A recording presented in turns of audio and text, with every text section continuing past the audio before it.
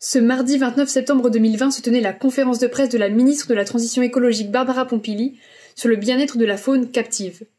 Les mesures annoncées sont de véritables victoires pour les visons d'Amérique, pour les dauphins et orques de delphinarium, ainsi que pour les animaux sauvages des cirques itinérants. En effet, la ministre a annoncé la fin de l'élevage des visons d'Amérique pour leur fourrure d'ici 5 ans, ce qui concerne les 4 derniers élevages encore en activité en France.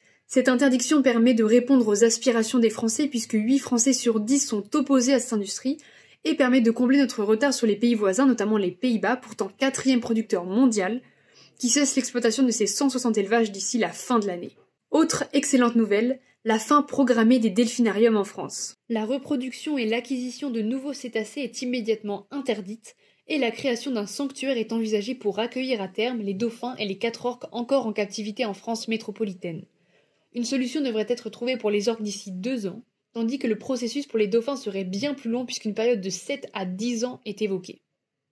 Enfin, la fin des animaux sauvages dans les cirques itinérants est annoncée et se fera dans les années qui viennent par vagues, avec en priorité les hippopotames et les éléphants, puis les fauves. La mesure ne concerne cependant pas les autres spectacles présentant des animaux sauvages. Une enveloppe de 8 millions d'euros est allouée pour la reconversion des cirques et des personnels des delphinariums, et un soutien au parc zoologique pour l'amélioration des conditions de détention des animaux est également annoncé. Toutes ces mesures demeurent pour autant floues, sans cadre, sans date, sans moyens précisément fixés.